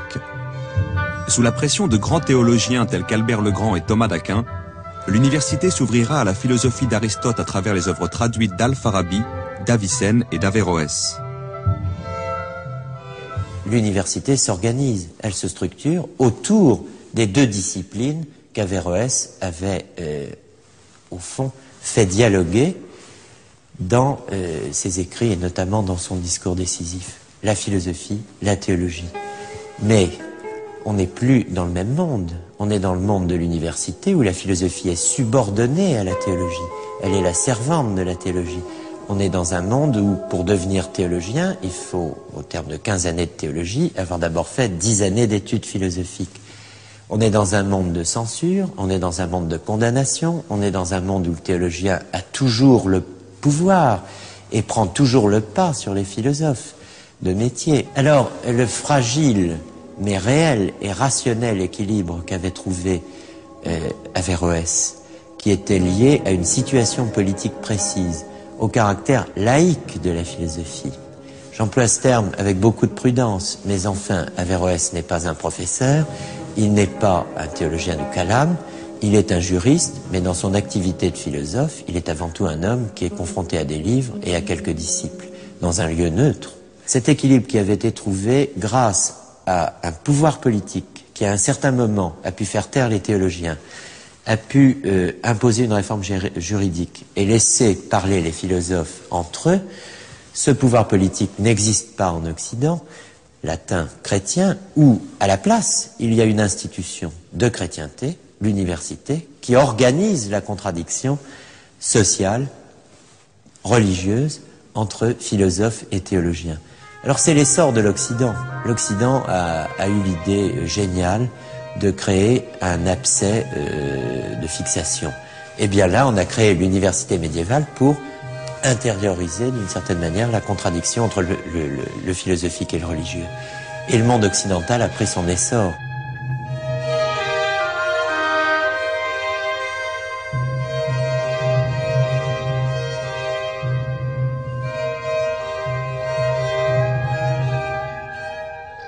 Mais l'université aura de plus en plus de mal à contenir les contradictions qu'elle déchaîne. Rien n'est plus révélateur du caractère subversif de la philosophie arabe en terre chrétienne que les condamnations qui vont s'abattre sur saint Thomas d'Aquin lui-même. Pourtant, il s'efforce d'en tirer de quoi construire une théologie chrétienne qui mette la raison au service de la foi. Mais le maniement de l'arme philosophique risque à tout moment de se retourner contre la doctrine de l'Église.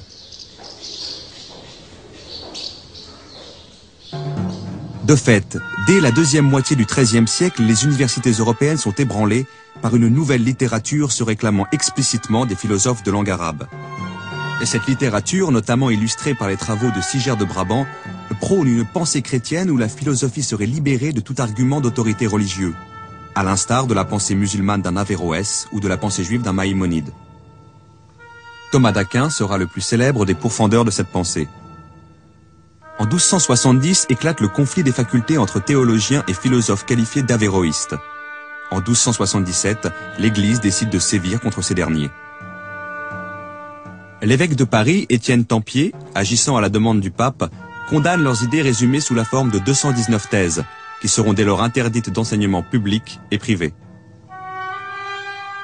Et cependant, ces idées, loin d'être réduites au silence, vont peu à peu étendre leur influence au-delà même du cadre universitaire. La conscience européenne retiendra surtout de l'apport des philosophes arabes la figure de l'intellectuel. Cette figure que pressentait déjà au IXe siècle le calife Al-Ma'amoun lorsqu'il écrivait que l'homme se place au-dessus de toutes les autres créatures par sa capacité d'agir, par sa conscience, par son discernement. Dans un univers où tout est commandé par la volonté de Dieu, les philosophes arabes accordent à l'intellectuel une place unique.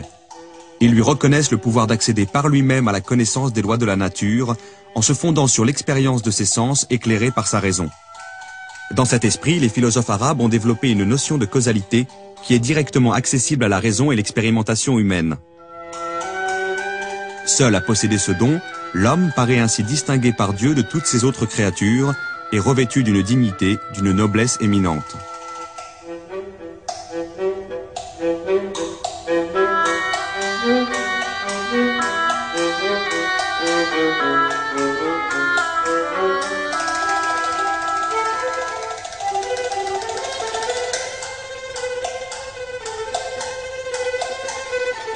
Et c'est par cette notion de noblesse de l'homme que la pensée des philosophes arabes a le plus fortement marqué les esprits.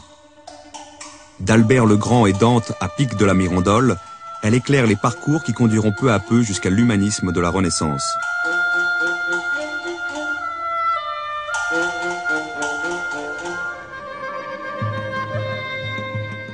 Par une tragique ironie du sort, la postérité des philosophes arabes se poursuit en Europe, tandis qu'une immense catastrophe s'abat sur le monde de langue arabe, l'invasion mongole.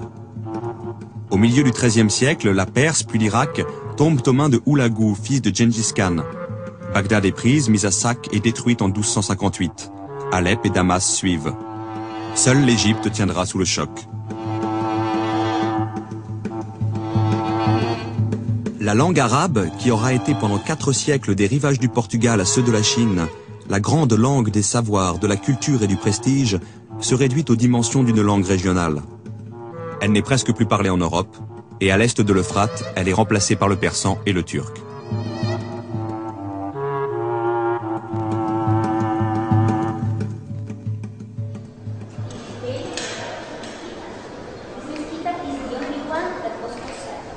Les œuvres d'Avicenne ou d'Averroès, d'Al-Biruni ou d'Ibn al-Haytham, qui ne sont déjà plus lues dans leur langue d'origine, s'insèrent dans des débats étrangers au monde arabe, des débats proprement chrétiens.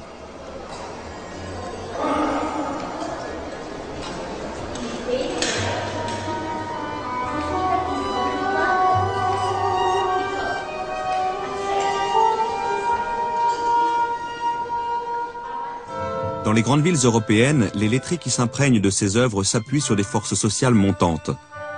Les bourgeois et les artisans, dont le rôle ne cesse de croître, s'organisent pour contester les pouvoirs des seigneurs et des évêques.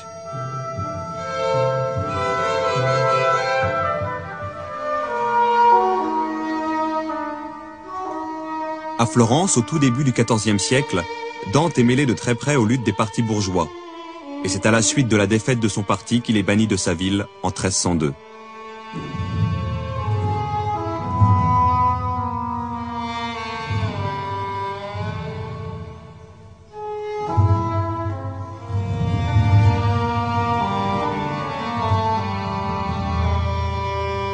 C'est en exil qu'il composera sa Divine Comédie, épopée cosmique qui est aussi un hymne à l'amour, où le savoir philosophique conduit finalement à la vérité de Dieu. On y retrouve, à 5 siècles de distance, la même foi qu'un Al-Ma'amoun, dans la capacité de l'homme à atteindre et le savoir et la sagesse. Dans le panthéon de Dante, les philosophes arabes occupent une place éminente. Ils font intégralement partie de la grande famille philosophique réunie autour d'Aristote.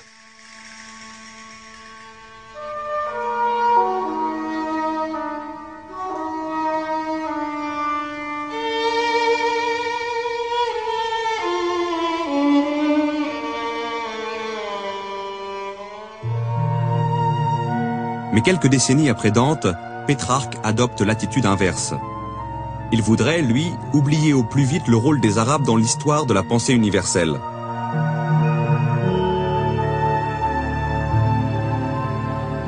À l'un de ses amis qui admire les Arabes, Pétrarque répond rageusement « Je hais cette race. Il en faudrait beaucoup pour me persuader que quelque chose de bon puisse venir des Arabes. Nous aurions souvent égalé et quelquefois dépassé les Grecs, autant dire toutes les nations. À l'exception de vos petits Arabes? Oh, déshonorante exception.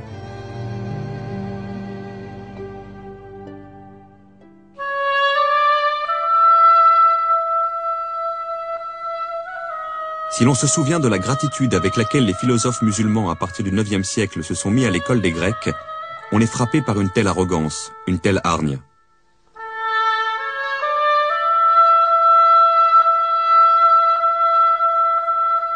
Si Pétrarque hait les Arabes, c'est d'abord parce qu'ils portent atteinte à l'autorité du christianisme, détournant les chrétiens d'une foi exclusive.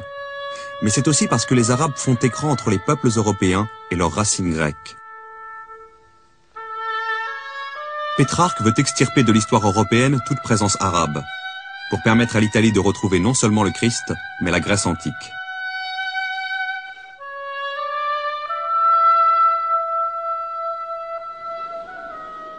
L'Europe que Pétrarque défend est en effet à la recherche de son identité. D'une identité commune, enracinée dans le christianisme, mais aussi l'identité nationale distincte, portée par des langues telles que l'italien, le français, le castillan, l'allemand. Cette Europe s'affirme par le rejet des religions musulmanes et juives, ainsi que par l'exclusion de la culture arabe.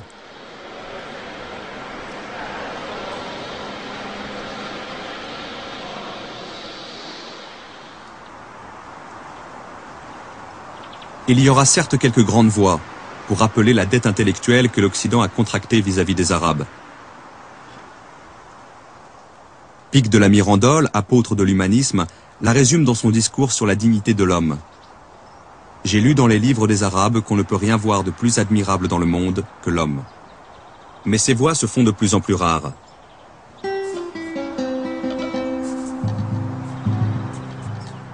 Nous sommes alors en 1486. À 6 années de la date fatidique où le royaume de Grenade, dernier foyer de civilisation arabe en Europe, tombe aux mains des rois catholiques. Alors l'Europe peut tout à la fois oublier la langue arabe et expulser les derniers Arabes de son territoire. On s'est mis à apprendre le grec, on a renoué avec l'origine grecque. À partir de là, la parenthèse arabe est devenue inutile, elle a été évacuée de la mémoire, et le latin barbare, le jargon arabo-latin d'Averroès, traduit en latin, et des avéroïstes, est devenu une espèce de verrue sur la face de l'Europe, et les grands enjeux, les grands débats du XVIe siècle sont ceux-là. En Italie, dans le nord de l'Italie, dans l'université de Padoue, dans toutes les universités, c'est va-t-on en finir enfin avec cette science-là, avec cette langue-là, avec ce latin-là, et renouer avec le beau grec de nos ancêtres et le superbe latin de l'époque cicéronienne. On connaît la réponse, c'est l'humanisme, effectivement, on en est sorti, mais en même temps, la part arabe, la part musulmane, la part médiévale et la part vivante du dialogue des cultures qui avait eu lieu au Moyen-Âge sans... il ne faut pas non plus rêver un âge d'or, n'est-ce pas, mais il y a eu ce dialogue, eh bien a été expulsé de l'Europe et en est sorti une bonne fois.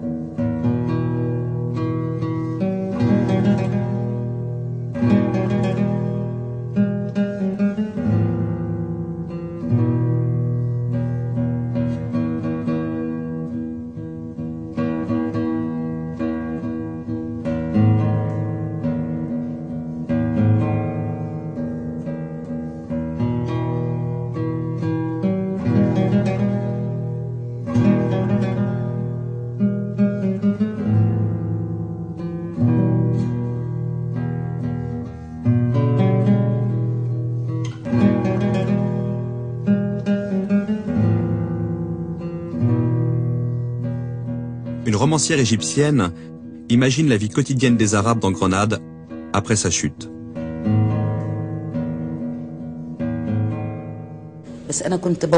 J'imaginais cette communauté, ce groupe de femmes et d'hommes. J'essayais de me représenter la crise qu'ils vivaient. Et surtout leur effort, héroïque parfois, pour continuer d'être ce qu'ils étaient, pour ne pas se renier.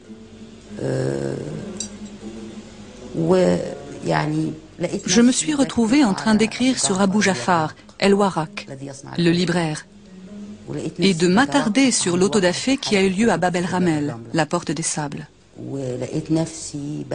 Je me suis retrouvée également en train d'écrire sur un personnage féminin, Salima. Elle brûlait du désir d'apprendre, ce qu'elle aurait pu faire si elle avait vécu en d'autres temps ou d'autres lieux, à Damas ou au Caire par exemple. Oui, elle aurait pu apprendre, bien qu'elle fût une femme. Mais à Grenade, après la chute, ce n'était plus pensable. Le simple fait de posséder un livre arabe vous exposait à être traduit devant les tribunaux de l'Inquisition. Parler en arabe vous faisait courir le même risque. C'était une époque ingrate, cruelle, qui mettait Salima dans l'impossibilité de réaliser son projet, de devenir elle-même. En 1499, Cisneros donne l'alternative suivante: le baptême ou la mort. Et c'est un choix libre. Personne ne peut contester le fait que selon le droit canon, ce choix est parfaitement libre. On peut toujours choisir la mort. Il est bien évident que la majorité des futurs ex-musulmans choisiront le baptême. Mais comme on ne leur donne absolument aucun enseignement religieux, ils restent musulmans objectivement. Mais à partir du baptême, ils deviennent des hérétiques. Et par conséquent, ils tombent juridiquement dans l'ère de pouvoir de l'Inquisition. Et là commence une longue histoire qui se terminera le 22 septembre 1609, quand finalement le décret de la déportation massive de tous les morisques, c'est-à-dire des musulmans convertis à la chrétienté, seront déportés d'Espagne. 1492, date de la chute de Grenade, est aussi celle du débarquement de Christophe Colomb en Amérique. L'Europe est partie à la conquête du monde. Rien ne l'arrêtera plus. Elle possède désormais sur toutes les autres sociétés un avantage décisif. Le parti pris de douter de tout.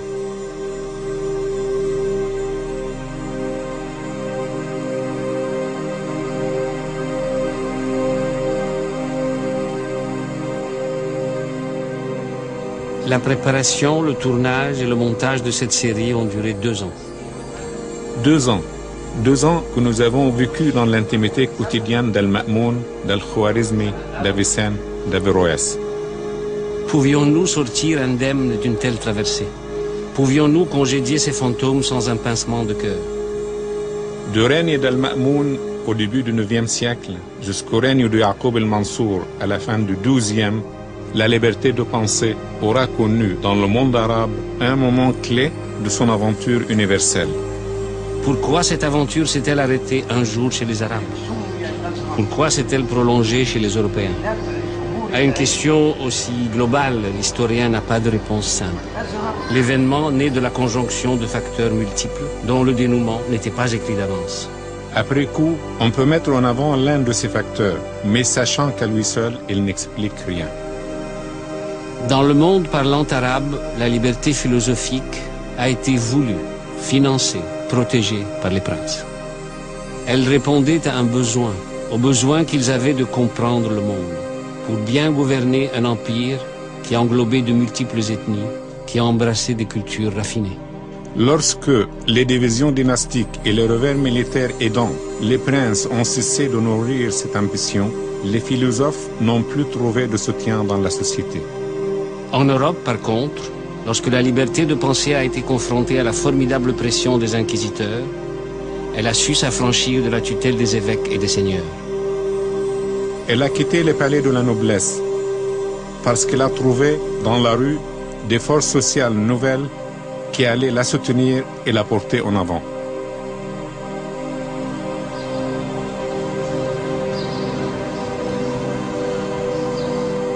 Dans les grandes villes d'Europe, l'expérience démocratique a fait émerger une figure historique nouvelle. L'individu libre de son corps et de sa conscience. L'étudiant, le commerçant, l'entrepreneur, le médecin, ils allaient peu à peu oser remettre en question le pouvoir des monarchies absolues et de l'Église.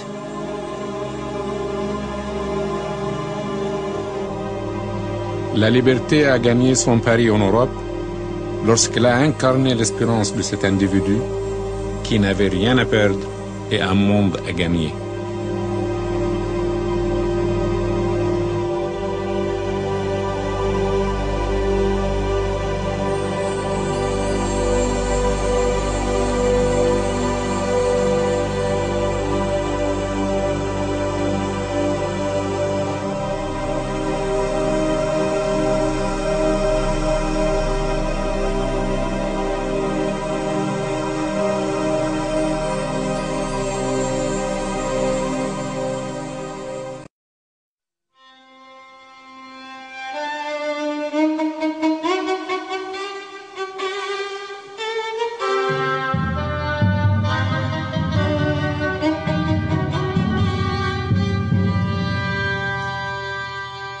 Dans l'histoire intellectuelle de l'Occident, le Moyen-Âge reste une énigme. L'Europe, alors livrée aux barbares, tourne le dos à la pensée antique. Les traditions philosophiques et scientifiques grecques sont perdues. Puis, après une amnésie de 7 siècles, comme par miracle, ces traditions réapparaissent et irriguent à nouveau les grands débats intellectuels européens. Comment cette résurrection a-t-elle été possible ? Les trésors de la pensée antique n'ont-ils pas été entre-temps recueillis et développés ailleurs? C'est pour élucider cette énigme que Baghdad el-Nadi et Adel Rifat nous proposent un voyage à travers le temps, de la Mecque à Bagdad, du Caire à Fès, de Cordoue à Samarcande.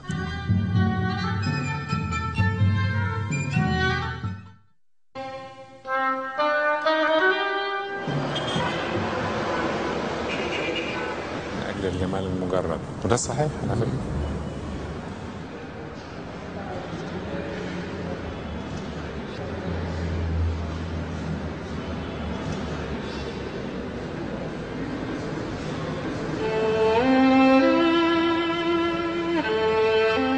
Des centres médicaux existaient dans les grandes villes de l'Empire romain. On y soignait selon les préceptes d'Hippocrate, de Galien, de Dioscoride. Avec la fin de l'Empire, de nombreux érudits parlant grec ou syriaque, en particulier les chrétiens qui ont pratiqué dans ces centres, vont émigrer et s'installer surtout en Perse. Mais aussi celui qui souffre de maladies graves, comme la lèpre ou la folie, est quand même intégré socialement. La lèpre ou la folie n'empêche pas le malade de s'intégrer dans la société. En terre d'islam, le fou est considéré comme un illuminé.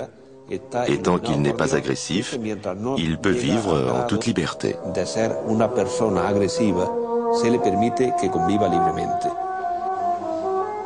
Une maladie, si vous voulez, pour un médecin arabe, c'est bien sûr un dysfonctionnement, mais ce dysfonctionnement doit être replacé toujours dans un individu en particulier et dans le monde dans lequel vit cet individu. C'est-à-dire que une même maladie frappant un homme ou une femme d'âge différent, dans des régions différentes, ne sera pas traitée de la même manière.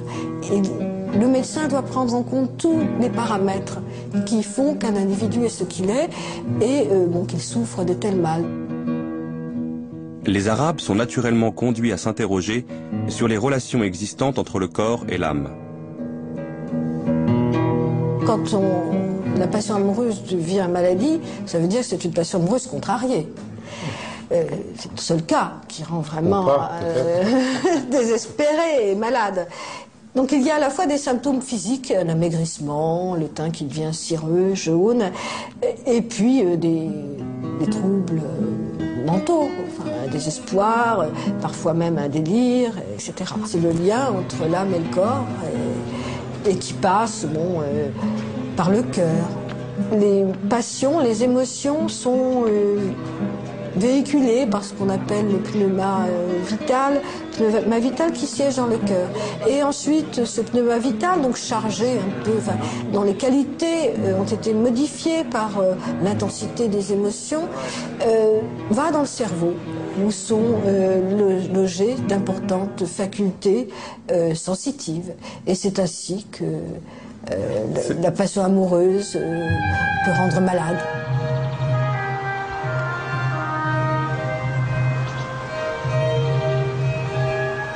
Ils allaient pouvoir lier un immense savoir théorique à l'observation sur grande échelle de cas cliniques, et ce, avec le développement des hôpitaux. L'hôpital est une des grandes réalisations de la société islamique. Centre de traitement médical et maison de convalescence, c'est aussi un asile d'aliénés, ce qui est sans précédent, ainsi qu'une maison de retraite pour vieillards et infirmes privés de famille.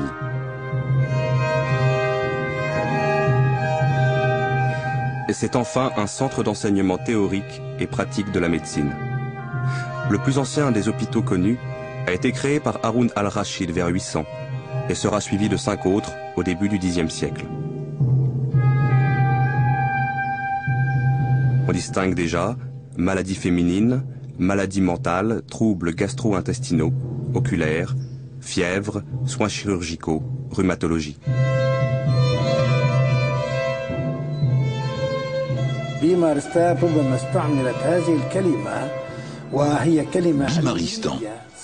Ce mot a peut-être été utilisé. Il s'agit d'un mot scientifique ancien à une époque bien antérieure. Bimar signifie le malade. Stan signifie le lieu. Ainsi l'on dit aujourd'hui Ouzbékistan, Turkménistan, etc. Première partie de l'édifice, l'entrée. Portant avec eux traités et manuels savants. La ville de Gundishapur, au sud-est de l'Iran actuel, devient un centre d'enseignement théorique lié à des pratiques cliniques où se rencontrent des savants de culture grecque, syriaque, perse, hindoue et hébraïque. Avec les premiers califes abbassides, l'islam hérite de tous ses savoirs. Al-Mansour, qui souffre de douleurs gastriques, appelle auprès de lui Ibn Jibraï, un chrétien qui pratiquait à Gundishapur. Le fils de ce dernier soignera Haroun al-Rachid. 12 autres membres de cette famille soigneront 8 générations successives de califes.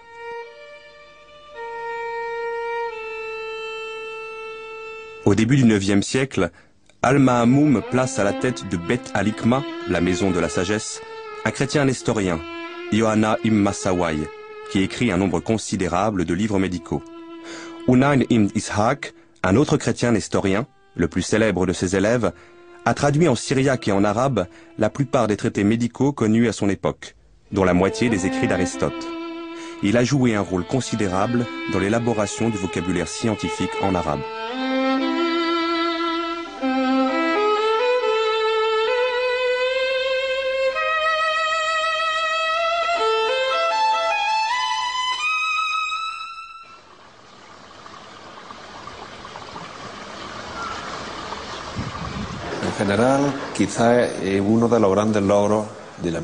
Peut-être que l'une des grandes réussites de la médecine arabe, c'est d'avoir su intégrer la médecine grecque et permettre sa diffusion jusqu'à la Renaissance. Ainsi, grâce aux Arabes, un grand pont de connaissances s'est établi entre le 8e et le 14e siècle. Ils ont eu cette curiosité de s'intéresser à la médecine grecque, qu'ils ont assimilée et ensuite développée. Ainsi, grâce à eux, la Renaissance a pu découvrir la médecine de Galien, la médecine d'Hippocrate et la médecine gréco-romaine.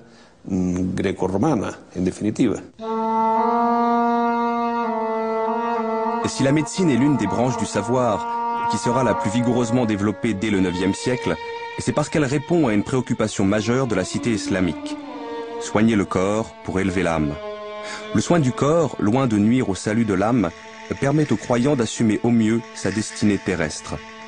Car c'est en s'impliquant pleinement dans chacun des actes de sa vie, avec ses sens comme avec son esprit, que le croyant s'ouvre à l'infinie diversité du dessein de Dieu. Dès lors, la notion même de santé englobe le physique, le psychique et le spirituel. Elle se conçoit comme une harmonie à sauvegarder ou à retrouver entre ces trois niveaux d'être, entre la personne, son environnement immédiat et des forces qui le dépassent, qui sont à l'œuvre à l'échelle de l'univers. L'homme musulman ou le scientifique, qu'il se consacre à l'exercice de la médecine ou à la société, doit respecter le principe qu'il faut toujours prendre soin d'un homme, malade ou en bonne santé, et surtout veiller à ce que l'homme malade soit toujours intégré dans la société. Au Moyen-Âge, l'attention portée aux malades n'est pas la même dans le monde musulman que dans le monde chrétien. Chez les musulmans, le malade n'est pas isolé. C'est une personne que la société accepte.